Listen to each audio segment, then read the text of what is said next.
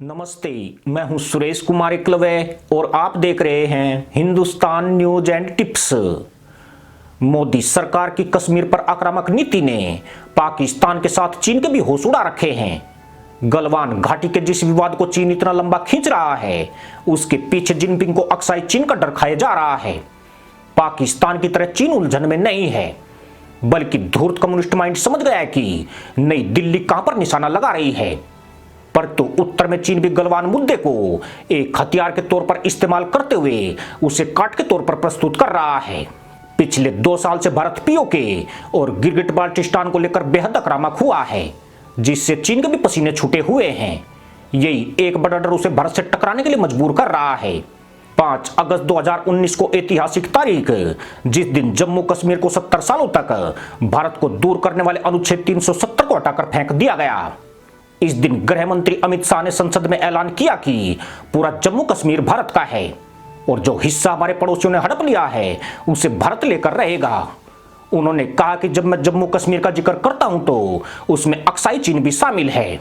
भारत की संसद में इस ऐलान के बाद ही चीन ने 8-10 महीनों की तैयारी के बाद गलवान घाटी में सैन्य हिंसा की पटकथा को अंजाम दिया, जबकि अतीत में कभी भी इस इलाके में दोनों देशों के बीच कभी विवाद नहीं हुआ था।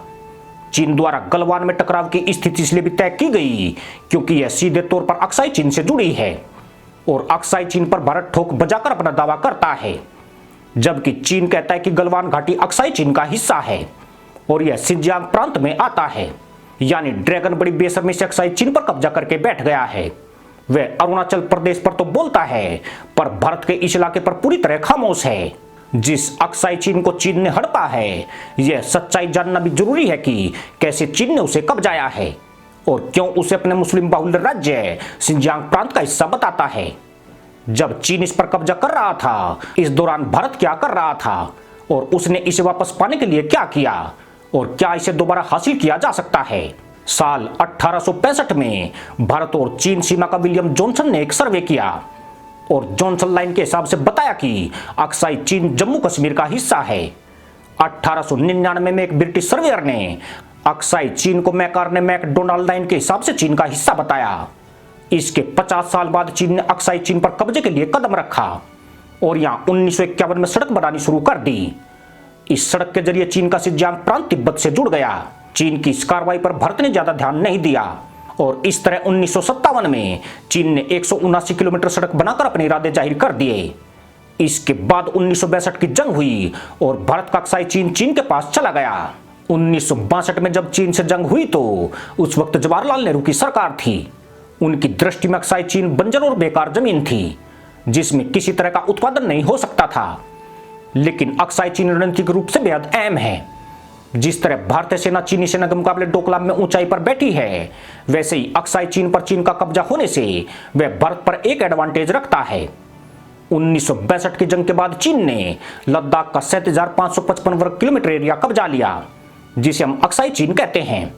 और 1963 में पाकिस्तान ने गिलगिट बाल्टिस्तान का एक हिस्सा चीन को दे दिया, जिसे शम्सग्राम वैली के नाम से जानते हैं। यह सारी कारस्तानी कांग्रेस सरकार के शासन के दौरान हुई।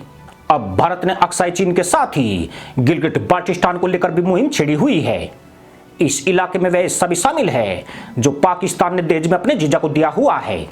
पर बड़ा सवाल यही है कि क्या भारत अक्साई चीन को दोबारा हासिल कर सकता है। ये सवाल इसलिए भी जरूरी है क्योंकि अक्साई चीन चीन के लिए बहुत अहम है। तभी 1962 की जंग में उसने सिर्फ इस पर कब्जा किया था। दरअसल 1962 में चीन अरुणाचल प्रदेश और अक्साई चीन में घुस गया था और जंग खत्म होने के बाद वो अरुणाचल से तो चला गया, लेकिन अक्साई चीन से नहीं हटा। इसकी एक वजह यह है कि अरुणाचल प्रदेश के मुकाबले अक्साई चीन दिल्ली के ज्यादा करीब है और इसके जरिए चीन जम्मू कश्मीर में भी भारत पर दबाव बनाए रख सकता है। वह किसी भी सूरत में अक्साई चीन को अपने हाथ से नहीं जाने दे सकता है। लेकिन जिस तरह से हाल के सालों में भारतीय सेना ने वास्तविक नियंत्रण रेखा के आसपास सड़क और पुल बनाए हैं, उसने चीन की नींद उड़ा दी है। 23 दिसंबर 2019 को नीलम वैली में जब भारतीय सेना ने शोले बरसाए थे, उसकी धमक बीजिंग तक सुनाई दी थी। ऐसा इसलिए हुआ क्योंकि जिस नीलम वैली में सेना ने धावा बोला था, वहां डैम बना रहे चीनी इंजीनियर भाग खड़े हुए थे। दरअसल भारत का टारगेट आतंकियों के साथ चीन भी था। चीन को तनिक भी अंदाजा नहीं था कि भारत ऐसी कोई कार्रवाई कर सकता है।